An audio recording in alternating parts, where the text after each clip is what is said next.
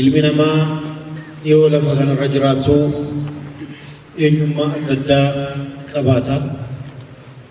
Awwala namuma ta'uun eenyummaa Rabbi isa uume nama addunyaa jiru hundaa waliin eenyummaa waliin qooddatu eenyummaa namummaa kan jedhu qabaata.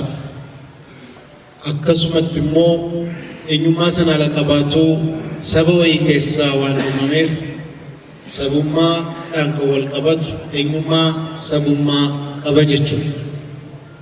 Akkasumas immoo amantaan ni hordofurraa amantaa adda addaa qabaata.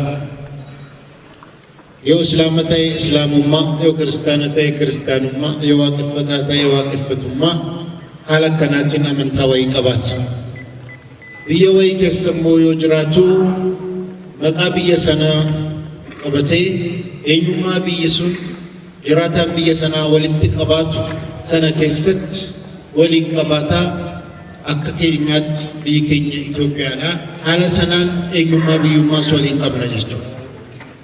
Eenyummaa afran kan utuu waliin diigin, utuu waliin wal jisin, wal bira qabaatanii deemuu danda'uun barbaachisaa. Kana dhabuudhaan namni hedduun waa hedduu keessa seenee jira. Ilmi namaa gaafa Rabbiin uumuun kaayyoodhaan uumeen. Kayyoo sana haa qabaatu malee afaan ittiin haasa'u afaan wayii qaba. Rabbi Qur'aana keessatti yaa ayyuhan naasu innaa khalaqnaakum min dhakarin wa unsaa wa ja'alnaakum shu'uuban wa qabaa'ila lita'aarafuu inna akramakum indallaahi atqaakum. Yaa ilmaan namaa nutu dhalaaf dhiirarraa isin uume saba adda addaa gosa adda addaa isin godhee jedhe. Kana kan godhe Rabbi namaa miti. Namni saba adda addaa qabaachuun waanuma Rabbiin uumedha. Kana qofas miti. Isin keessaa immoo kan irra caalu atqaakum, kan irra caalaa Rabbiin sodaatu jedhee kaa'e. Kana biratti isin dhaabbanne Rabbi. ومن آياته معجزات سارة خلق السماوات والأرض سمايف لفكن أمولا واختلاف ألسنتكم وألوانكم بفك السنف عفانك السنف بفك السن أدد قدونسا معجزة راجي ربي كسايجة عفانك أدد كم قدس ربهم بفك أدد كم قدس ربهم معجزة قرائيجة نموني تقو تقو أمة تقو كجرام أفان تقو كهاسا وقوناجة waan Rabbiin aanatu qoodee muujizaadha jedhu faallaa deemnee injifachuu hin dandeenyu.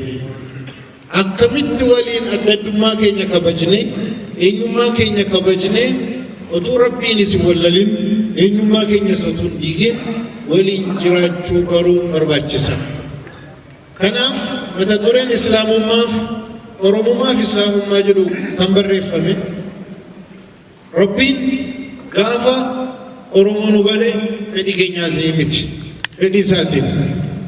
Filannee Oromoon taane warri kaan filatanii Amaaran taane Guraageen taane Silxeen taane hundinuu fedhiidhuma Rabbiitiin. Haa ta'u malee eenyummaa keenya kan islaamummaa akkuma jaallannu ilmi namaa fiqraadhaan eenyummaa Oromummaa isaas hin jaallatu. Kana jaallachuun diiniidhaan wal faalleessamuu jedhee namni tokko tokko sodaachuu danda'a. صحابات قلت رسول ربي صلى الله عليه وسلم كافت أمن عصبية أن يحب الرجل قومه نمي تقو أمة سبسا جالتشون سبما بلا لفتم كيسا يجد رسول الله فنان لا جد رسول ربي صلى الله عليه وسلم عصبية كان جنبه أن يؤين الرجل قومه على الظلم أمة ظلمي رت يكرت بدي رت غير أبته غرغارونا أما دبين إنما بربان له هكبانو أدلين أن دمو دندينيمو دمو هندندينيو دبين هذا كنا كيستي إفان نفتي أكا إسلامات ورمومان بكمالي كبا كان على جنو ومن براس كم برا برفتشو دندا حتى أمالي namoota tokko biratti eenyummaan sirriitti waan kaa'amuu hin dandeenyeef amantaadhaan wal faallessa jedhee waa'ee eenyummaa oromummaa isaa kan dudubbeetti dhiisus jira. Wal faallessa jedhee islaamummaas kan dudubbeetti dhiisus jira. Wal bira waan deemuu danda'an waluma bira deemsisuun immoo waan rakkina hin qabneef mata duree dhuma kanaan ifaan ifatti kitaabni kun barreeffamuu barbaachisaa kan jedhu gaalii waliin haasofne gaaliin immoo barreesse jechuudha. Amma wanni guddaan kitaaba kana keessatti bal'inaan kan kaa'ame Rabbiin biratti Rabbiin ilma namaa ala uumuu kaayyoonni biyya kanarratti addunyaa kanarratti uume jiru. Namni tokko kaayyoo sana fudhatee deemuu keessatti eenyummaa adda addaa qabaatee biyya adda addaa keessatti haala adda addaa keessatti jiraata. Haa ta'u malee kanuma waliin kaayyoo ittiin uumame guddaa yoo dagate immoo kasaaraa guddaa keessa seena. Yoo sirriitti yaadne ilmi namaa gaafa duraa Adamiif Hawwaarraa jalqabaman.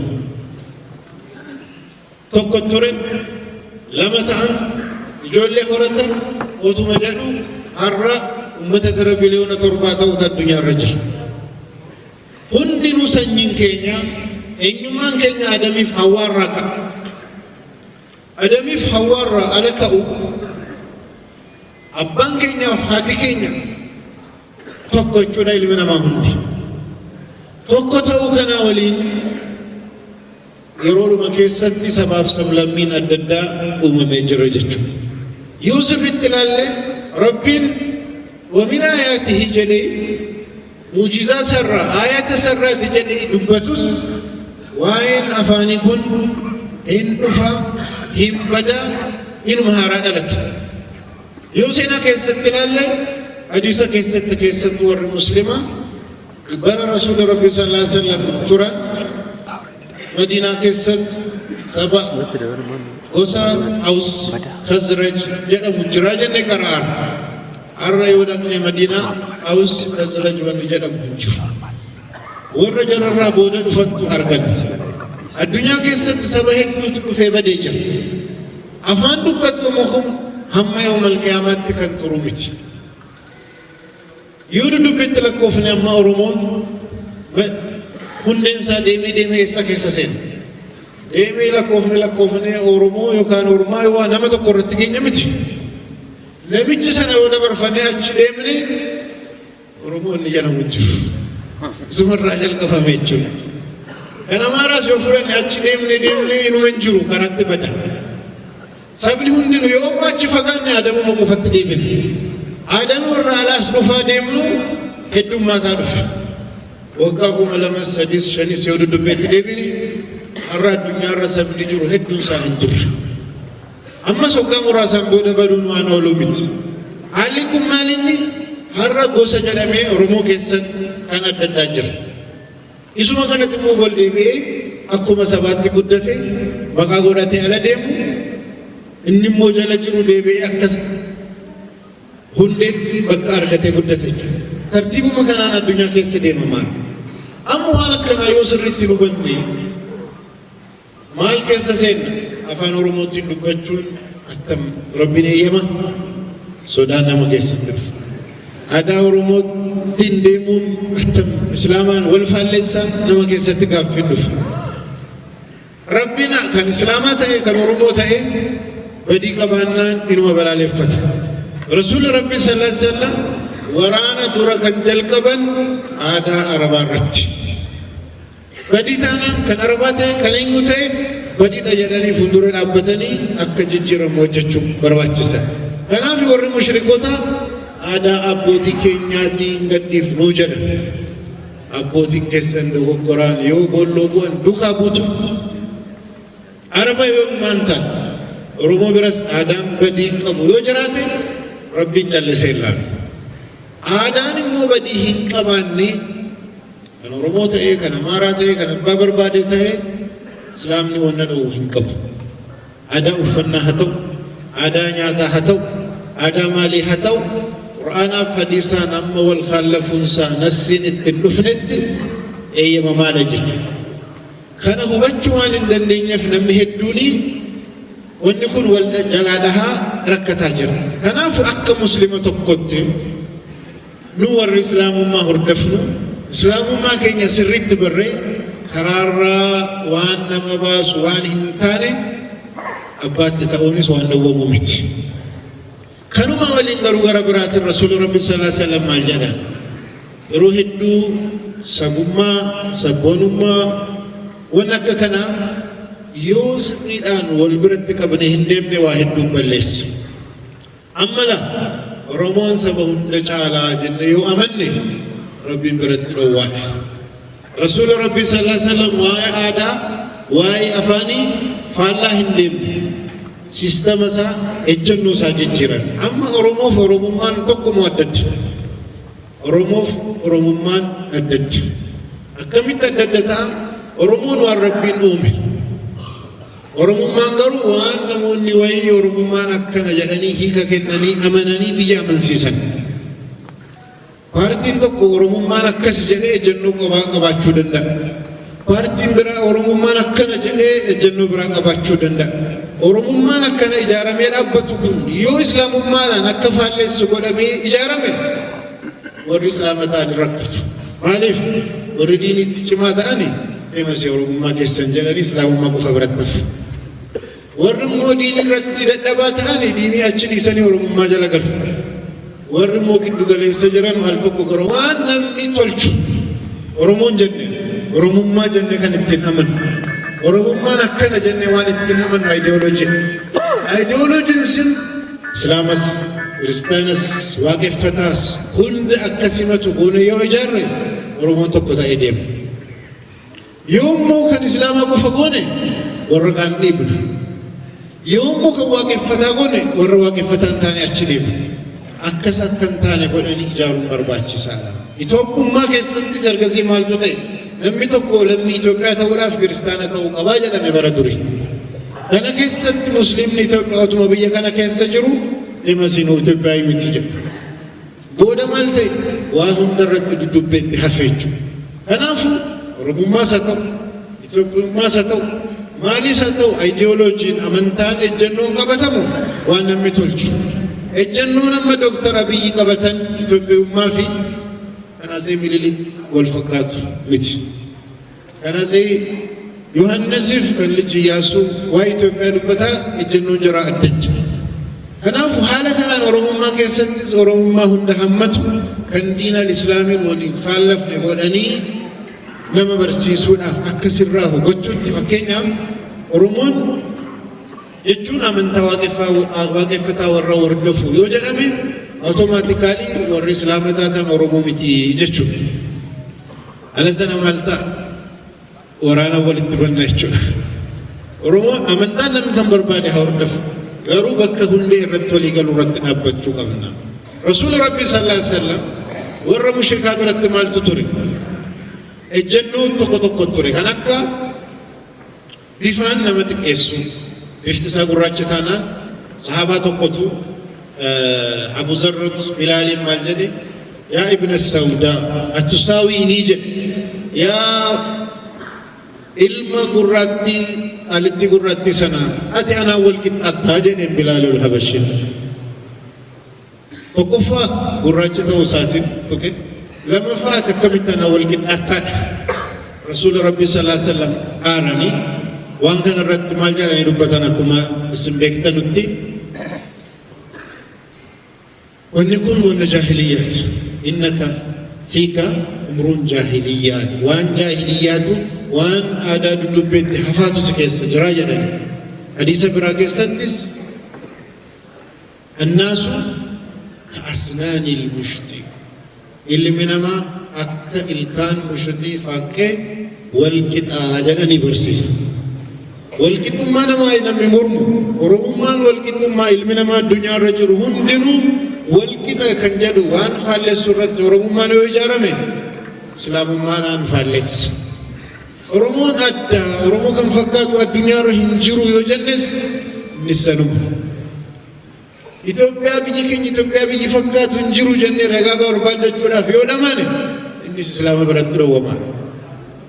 uguma biyya tokko waan addaa qabdi garuu lammiinuma Itoophiyaa ta'uun nama bira wal caalsisa jennee yoo akka namichi irra dhugaadha malee numa dhamaa malee furmaatarra waan geenyu miti haa ta'u malee akkuma sila jennee asabiyyummaan gosummaan islaamummaan balaaleffatu ilmi namaa walqixxummaa yoo hin amanne tokko lammaffaa nutu ol aanaadha nutu akkasii nu waan ol aanaa taaneef sanyiin keenya waan adda ta'eef waan adda taaneef namni biraa nu jala ta'uu qabaa jedhanii nama biraa xiqqeessuu yoo keessa jiraate nama biraa waliin nagaadhaan jiraachuu akka hin dandeenye amantaan akkasiis yoo keessa jiraate warra biraa kabajuun yoo keessa hin jiraanne ifaan ifatti diiniidhaan wal faallessa gaaf sana kan sirraahuu qabu diinii otoo hin ta'in oromummaa jedhamee waan ijaarame sana maaliif namatu ijaaredha namatu oromummaa jedhe hiikaa kenname sanatu sirraahuu qaba kitaabni kun waan akkanaa ifaan ifatti ummataaf hiikuudhaaf barreeffame keessatti quraana irraas hadiisa irraas waan adda addaa seenaa oromoo irraas qabata akka mata dureetti waan ummata oromoodhaaf barraa'eef islaamummaaf oromummaan jedha sabni biraas amantaaf sabni amantaaf afaan amantaaf aadaan amantaaf eenyummaan qunnamtii jarri qaban ifaan ifatti namaa ifa ta'uu qabaa haa ta'u malee rasuulli rabbii sallallahu alaihi wasallam maal jedhan waa'ee gosa keessanii baradhaa jedhaniiru amma kun hadiisa irra jira ta'allamu min ansaabikum waa'ee nasaba keessanii waa'ee hidda keessanii baradhaa tusilu bihi arhamakum firummaa keessan ittiin fuftanii jedhanii kan barsiisan rasuula imaamu tirmizii maal jedhani baabun maa jaa'a bihi من النسب ما جاء به تعلم نسب وما جاء لبابي كان بابي واي إن ما في برجو جاني ما تدري كان كتاب سنة أمو ما يورم ما برجو كن التمدين الأول خلف فكاد يعني لما تكتب قصدات واني والفالس سنجول واني والفالس والنسل جن الجنو أمنتا إسلام والفالس إجارة ميدانا إنما خلف حتى أملي غربراتينيس رسول ربي صلى الله عليه وسلم سبوما سبونما إسلام مرمو إفان لفقاني كان جاهليات كان يبقو سنرد وامون نمو سناف قبصاهم سنرد ورقمون جهنم كان نما قيسوس جر دين إسلام ما قيسوس جر مالف namni tokko karaa sirrii irratti namni mirga gootii fanfalmaa diina islaamaa sinduukaa jira namni biraa saba kamuu haa ta'u amantaa kamuu haa ta'u namni wayii zallamameera isa duukaan dhaabbadhaa diiniinis barbaachisaa amma maaliin rakkinni jiru waan namni Itoophiyaa taaneef lammiin Itoophiyaa balleessus khayrii dalagus isuma bira dhaabbachuu qabna jenne yoo deemne dogoggora عادة عربا كيست مال تجرب انصر قومك ظالما أو مظلوما أحمد بن أمتك يومي نمس يومي مينس غرغاري لا كنتر رسولك نججرا سلاسل قومك انجلوا غرا قبل السكير انصر أخاك ظالما أو مظلوما جلالي أكمت إلى صحابان يوم منكم ينمي gargaaran yoon immoo zulmii wajjatu nama miidhu akkamittan gargaara jedhani gaafannaan yoonni zulmii wajjatu gargaaru jechuun zulmii miidhaanni namarratti qaqqabsiisu harkatti dhaabuudha amma akka keenyaatti oromoota yoo balleesse oromoota jennee duukaa dhaabbachuu hin qabnu oromoota nama balleessu harka qabnee karaa sirriitti deebisuu qabna biyya keenya jedhee namni biyya keenya waan biyya keenya jaallannuuf namni biyya keenya yoo balleesse lammii Itoophiyaatti jennee ija dunuunfannee biran dhaabbanne Oromoo taanaan ija dunuunfannee biran dhaabbanne abbaa barbaade maan ta'in wanni sun haqqiidha moo haqqii miti yoo inni zulmii hojjete abbaa koo maan ta'in maa haadha manaa koon ta'in rabbii wallalanii fira jaallachuun hin jiru jechuudha haala kana ifaan ifatti barree kanarratti dhaabbannee wal barsiisuu qabna رسول ربي صلى الله عليه وسلم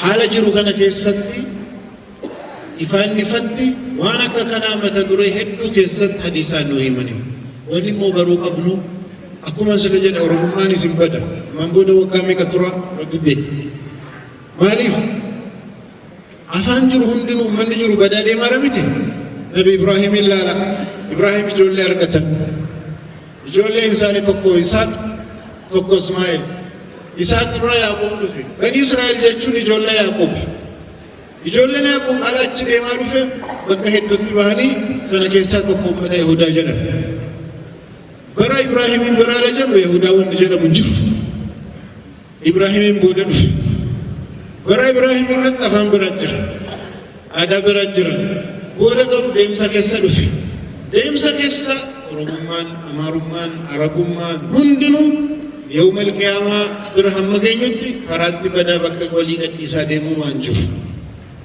يعني غير بينكم غاف مؤخرات ديمو واني سقم ما جدب واني قسم ما جدب واني شروم ما جدب من دين مؤخرات مندبت على سنة خيري ورد لقي ميزان نجرى قوته غير جنتا ورد شري لقي ميزان نجرى قوته غير جنتا جهنم أكل ما ديمو كنافو wanni guddaan eenyummaa keenya dagachuun qabnu of dagachuun qabnu eenyummaa jennee kan himannu kun adilii irratti ijaaramuusaa sirriitti warannee barannee akka diin islaamaatiin wal bira qabnee ilaaluunis nurraa eegama yoo kanan goone saba biraatiin wallallaa amantaa biraatiin wallallaa waa hedduudhaan wallallaa deemna rakkina keessa buuna kanarraa kan ka'e Abubakar Siddiqiin waa tokkoon isinii himu Abubakar Siddiq صحابة قد خليفة رسولات ور مشركوتا رسولا ما قال الرفسات ترن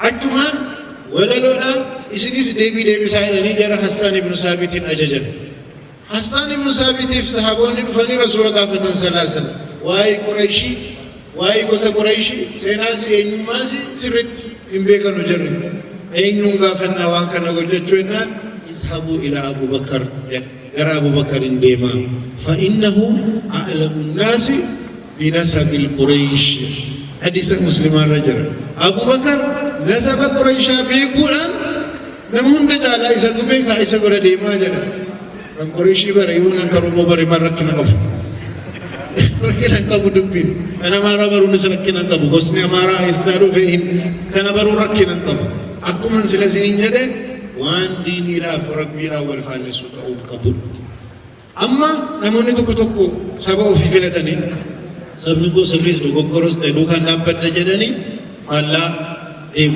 فالله إنيو فالله حق فالله حق ديمو يجون فالله ربي ديمو يجون فالله ربي ديمو نمو جهنم ديمو نمو الدنيا فاخرة خسارو خنافو خرات تكفي وانبدو سبما كان جنة لغا أتو أرغنو ظلمي ورمون وجهته مار وجهته أبان برباد وجهته اللي سوق قبل حقنا في نبتشو قبل وفرت الظلمين هدو واحد بجتشو دندم دمتني إسلام ما أوروميا كيسا قلشتني ممالتا تاني سينا مجرد جراتشو دندم أجب غرو برسي سوق قبلنا نفهم براتينيس إسلامني وانا كنارت ماجدنا ركيني كان نفي شيكون نكيني وانا ديسا كيسا جرد بجتشو نكالي فجيسا Orangnya dini kenya kana jana waisa pas waisa gumas mal balale fata mal sabit fulana bersisu kamna yo kana ngone namni gafi na ret fe gafi de bisu ala rakile fe walit ararsu ibidana amsura demuni furmata yerone rati miti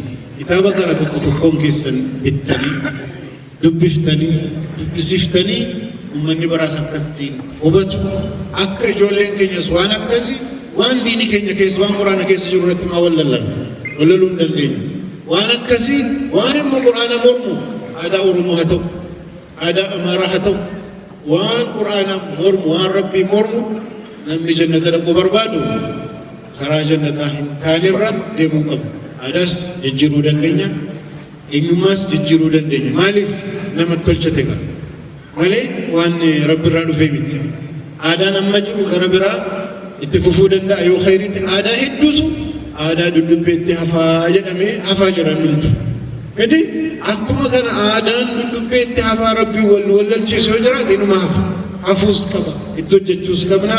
Assalamualaikum warahmatullahi wabarakatuh.